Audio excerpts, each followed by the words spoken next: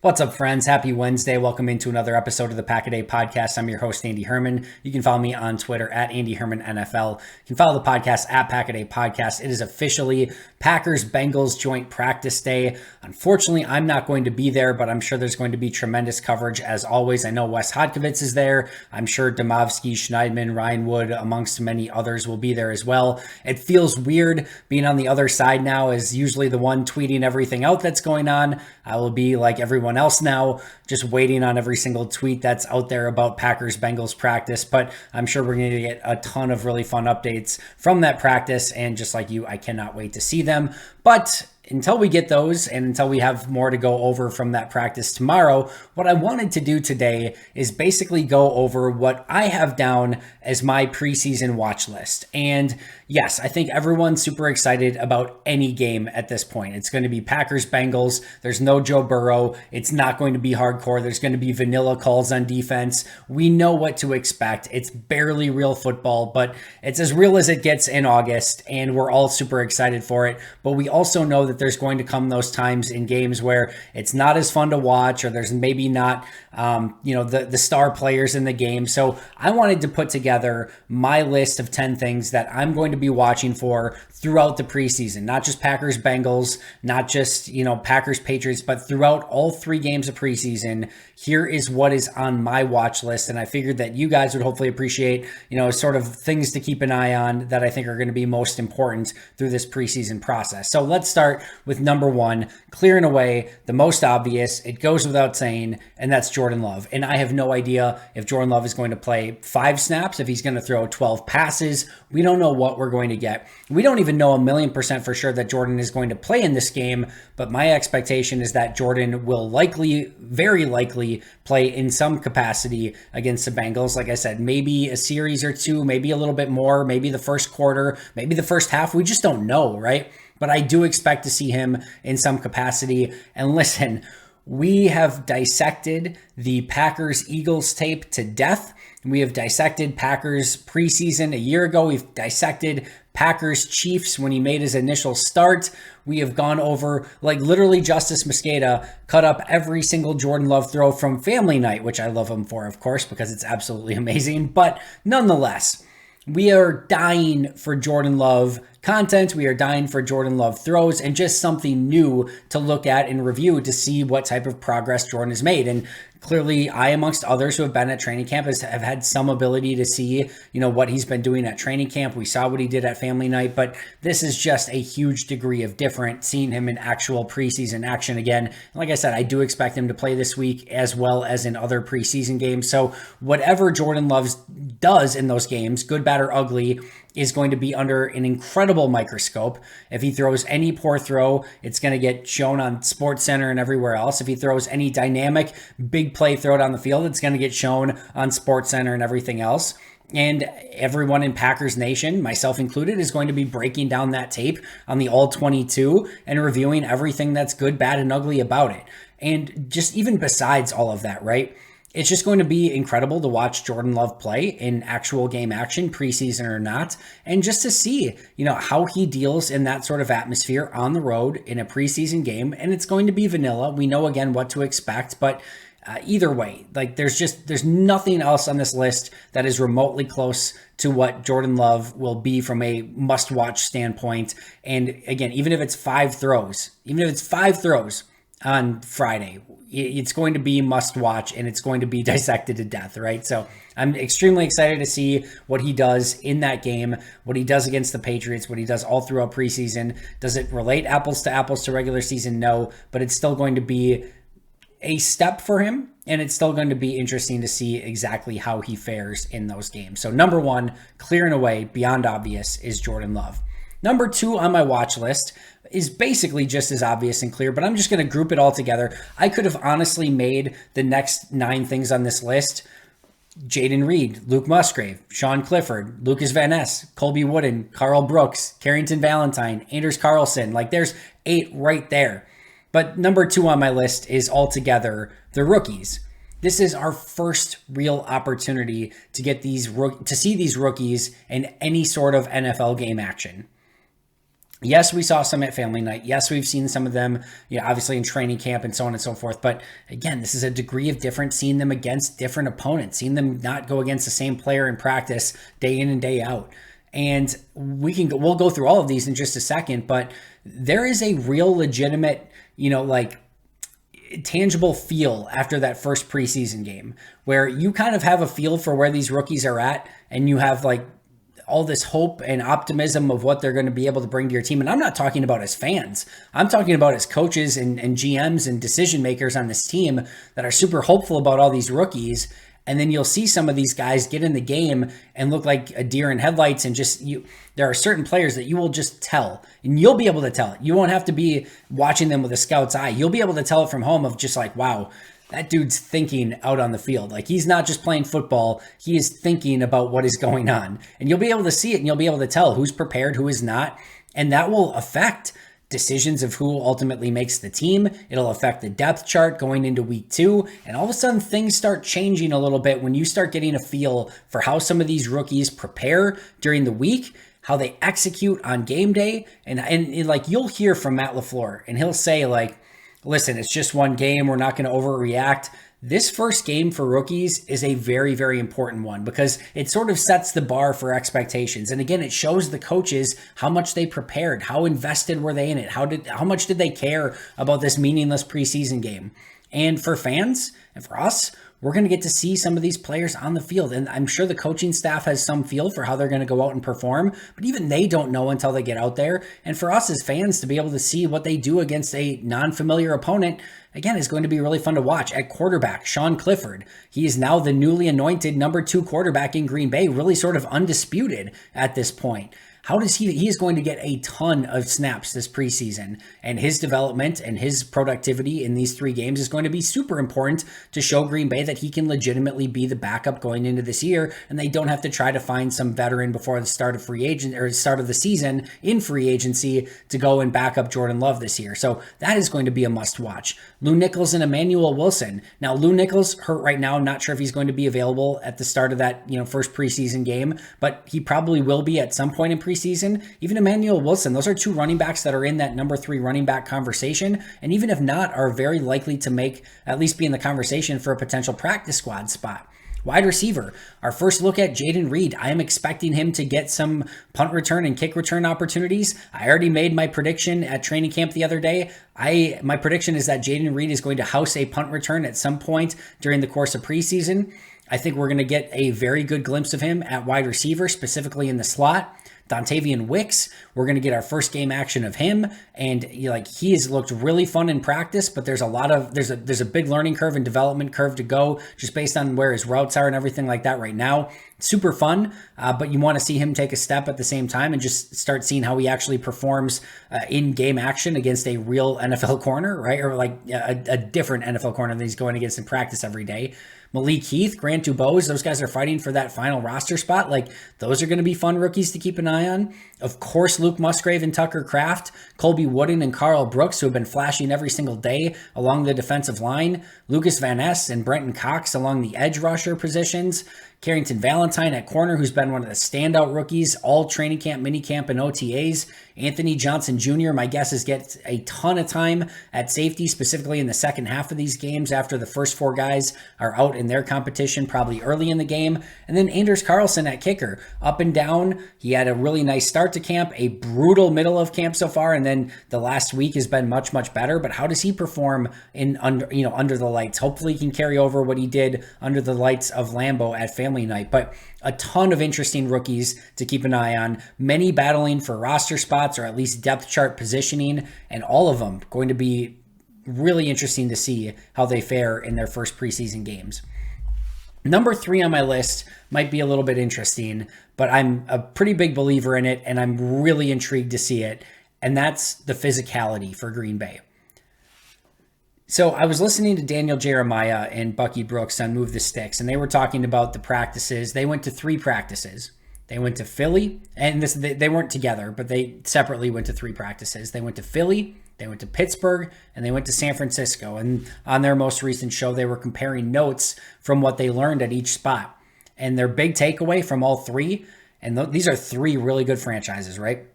The Steelers a little bit down year with a rookie quarterback last year. Mike Tomlin's never had a losing record in a season. We know what San Francisco and Philadelphia do, especially from a physical standpoint. These are three physical teams. The biggest takeaway for Daniel and Bucky was the physicality of those practices and how intense those practices are. They do some live tackling, the one-on-ones. It's a different breed of football, according to them. And Matt LaFleur is on the other end of the spectrum, right? And Brian Gutekunst is as well. He's mentioned, how he's on the Ted Thompson of like in preseason and in training camp, he wants to just wrap these guys in bubble wrap because, he doesn't want anyone to get hurt. And he's constantly, that was Ted Thompson who said the bubble wrap statement, and Goody's made mention of that on multiple occasions. Matt LaFleur definitely leans in the direction of protecting his players and making sure that everyone's ready to go for the start of the season. But what you end up with is, and let me preface this by saying, I've been impressed so far with the intensity of practices, some of the competitive activities that they've done, and even the one practice that did have some live tackling as well. I've been impressed overall with the intensity, but in the Matt LaFleur era, this has not been a overly physical practice team. They have practiced more to keep guys healthy and keep a pulse on the team and have focused a lot more on mental reps. And that's not necessarily a bad thing. And as I've talked about in the past, like there's no perfect answer and solution here. But when you start seeing some of these teams like Philly and San Francisco running through people through the course of the regular season and how they manage the game and how they play with a level of physicality, Green Bay hasn't necessarily had that. And I did wonder in the post Aaron Rodgers era, if Matt LaFleur was going to take maybe a different approach, especially with a team that's younger and developing. Was he going to maybe amp things up and be a little bit more physical in practice? And the answer has been a resounding no. There's still been a lot of walkthrough periods, some mental rep, periods here and there. I think overall, like I said, the practices have had great intensity to them. I've been impressed with how they've gotten in and out of drills, how all the players on the team are handling the drills and the intensity of practice. And I guess maybe the focus and just like everyone seems very locked in. I think that's the best way to put it, right? So I don't think these are bad practices, but I don't think they're in that San Francisco, Pittsburgh, Philly realm of super physical practice. And that is by design by Green Bay. But when you add that up over the course of time, right? Now, I would expect Philly, San Francisco, some of those teams to have a few more nicks and bruises and injuries as they start going into the regular season. But sometimes that also weathers you for what's about to come through the course of the season. Not always. And again, there's no perfect answer, no perfect solution here. But this is now, Matt LaFleur, through his time here, that starts to add up. When you've been a mental rep team and hey, let's protect our players team over the course of an entire Matt LaFleur coaching era so far, you have a different, vibe to you. You have a different intensity to you, and you're going to lose some of that physicality at times just because you're not practicing with that same intensity day in and day out as maybe some of those other teams are. And again, you'll have some inherent advantages to that too. Primarily, hopefully you're healthier going into the season and hopefully can stay healthy through the course of the season in a game that has ever increasingly become a war of attrition as the course of the year goes along. As San Francisco, when they didn't have any quarterbacks in the NFC Championship game a season ago. And obviously that's not due to practice. The quarterbacks don't get hit. But again, it is a war of attrition throughout the course of the year. So I'm not saying that Matt LaFleur in Green Bay has done anything wrong, but I do think you start going against a team now in live games, and now there's a different level of physicality and intensity, and hopefully they get a flavor and a taste for that in the practices on Wednesday. But I am very interested to see this preseason, the level of physicality that this team has, and then can they carry that over ultimately into the regular season? And if they don't have that, how does Matt LaFleur adjust? Is he okay with it? Or does he make adjustments and say, all right, we weren't physical enough against Cincy. We're about to, go a lot more physical in practices. And an example of this was, I think they were talking about the Steelers when they were talking about this, but they had their family night practice and it was a pretty intense practice. And Daniel Jeremiah was talking about how he was expecting the next morning's practice to be more of a walkthrough and just, not as intense. And they came out full pads. I think he even said they had a live tackle period at that practice. They're going back to back with some physical practices, and Mike Tomlin's not afraid to do that stuff. You'll see some physical one-on-ones, and you'll see all of it. So it's a difference of philosophies. It's a difference of opinion. But what I want to see is how, can Green Bay find that magical recipe of taking care of their players at practice, but still being super physical in games? And that's what I'm going to be looking for in some of these preseason games. Number 4 on my list, the running back battle. You've got Tyler Goodson, Patrick Taylor, Emmanuel Wilson, and Lou Nichols. And I really like, now again, Nichols is hurt right now, but I like what Matt LaFleur said, and basically he's going to give each of these running backs, specifically Goodson, Taylor, and Nichols, I believe is what his intent was, one of the games. So instead of, giving Goodson a series and then Taylor a series and then Nichols a series and then Wilson a series, he basically said, and he didn't say which game was going to be what, but the first game will be a Patrick Taylor game, meaning he's going to get the bulk of the carries in that game so he can get a rhythm going. And then game 2 will probably be like a Tyler Goodson game. And then game 3, a Lou Nichols game, or if Nichols isn't available, then maybe an Emmanuel Wilson game, etc. But he's going to make it so that one of those backs is primary in each of the games. And I love that thinking. I love that idea. And I'm excited to see what each of these running backs is capable of doing with it. Number 5 is Bo Melton versus Malik Heath versus Grant Dubose. And these are, 3 wide receivers that are vying for that number 6 spot on the initial depth chart. It was Bo Melton ahead of Heath and Dubose, but Dubose has the advantage of being the 7th round pick. Malik Heath tore it up OTA's mini camps, has had a little bit more struggle in training camp, but certainly still has a level of physicality. He can be a possession receiver. As Matt LaFleur said, he's got a little bit of that goon to him, and he's not afraid to be physical with the, within the running game as well.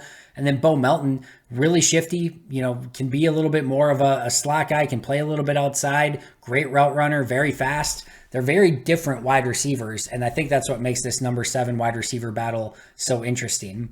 Number 6 on my list is the offensive tackle battle. Caleb Jones, Rasheed Walker, and Luke Tenuta. And you might be thinking Yosh Nijman versus Zach Tom.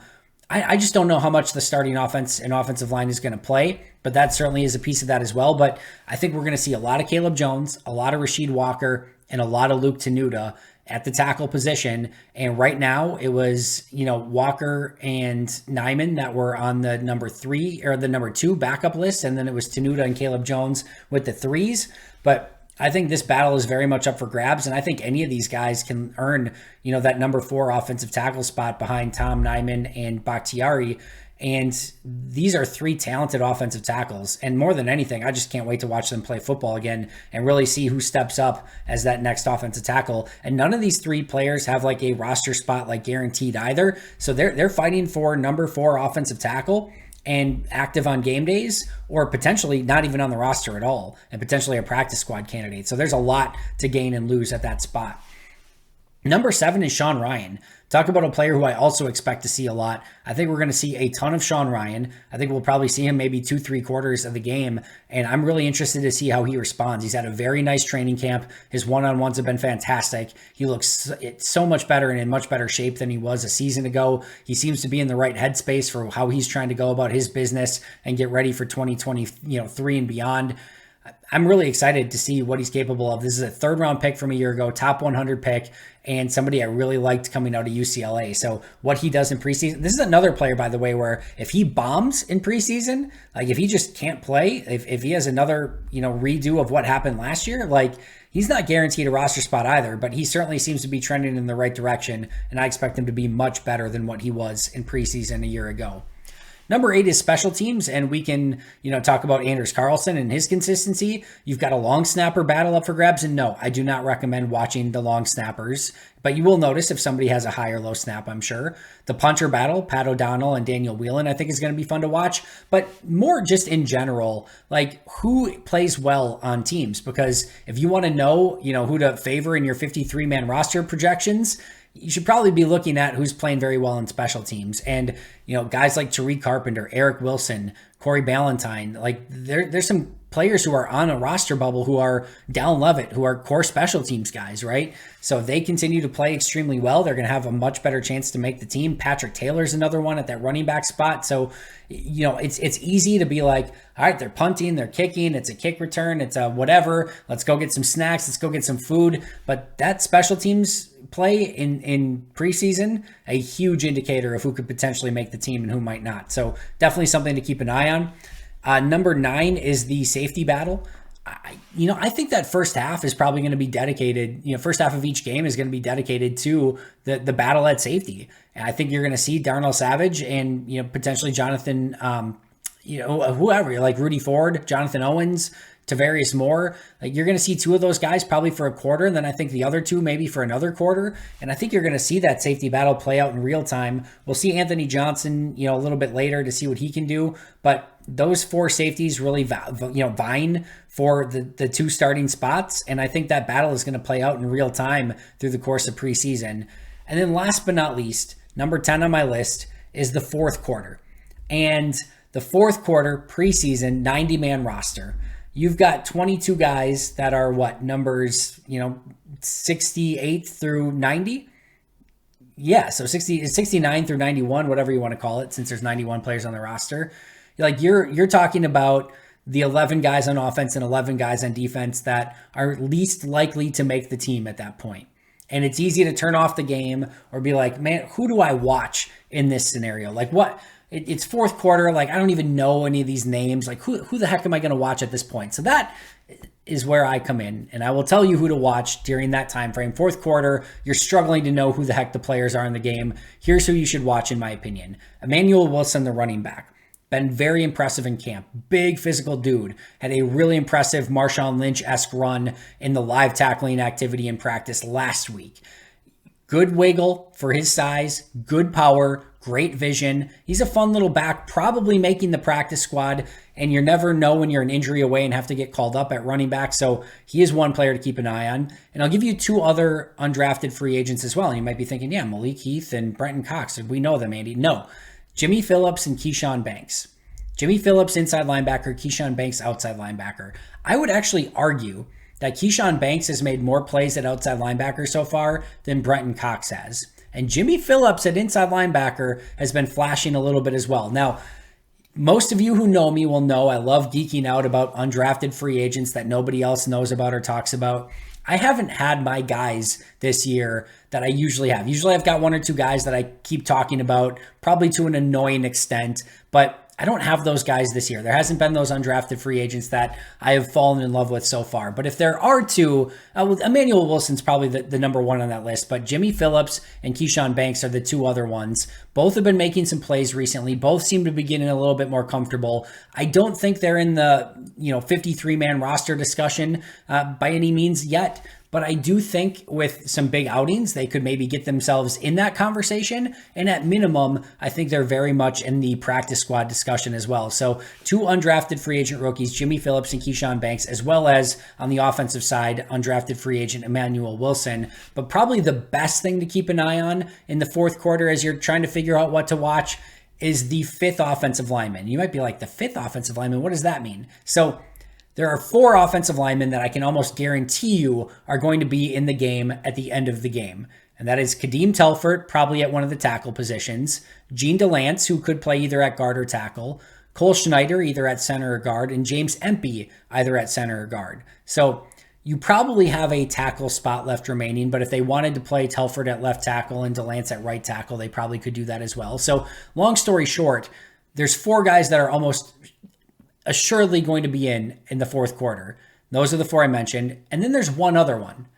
And that one other one is going to be somebody important. Like, there's nobody else left that can play that spot except somebody. And when I say important, your mileage may vary on the word important here, but it's probably Luke Tenuta. But even if it's Luke Tenuta, that's the one to keep an eye on. It could be Rasheed Walker. It could be Caleb Jones. It could be Sean Ryan. Like, they could go in a variety of different spots there with who ultimately plays. But whoever it is at that spot, that's the guy to watch, because that is a guy who is talented and is good and is, has been making a name for himself. All of those guys have Tenuta, Ryan, Caleb Jones, Rasheed Walker. All of those guys have been playing good football in training camp and are at least very much in the conversation for a 53-man roster spot. So whoever the 5th guy is outside of Telfort, DeLance, Schneider, and Empey, that's the guy to watch in the preseason in the fourth quarter when you're not sure what the heck else to watch in the game at that time. So That is going to do it for me today. Those are my 10 things to watch. Jordan Love, obviously. The rookies, obviously. The level of physicality. Number 3 running back spot. Number 6 wide receiver. The offensive tackle trio of Jones, Walker, and Tenuta. Sean Ryan. Special teams. The safety battle. And the fourth quarter names. Emmanuel Wilson, Jimmy Phillips, Keyshawn Banks, and the 5th offensive lineman. Thanks for joining me. Of course, we'll be right back here tomorrow, 365 days a year. Subscribe if you haven't already. But until next time, and as always, go Pack Go.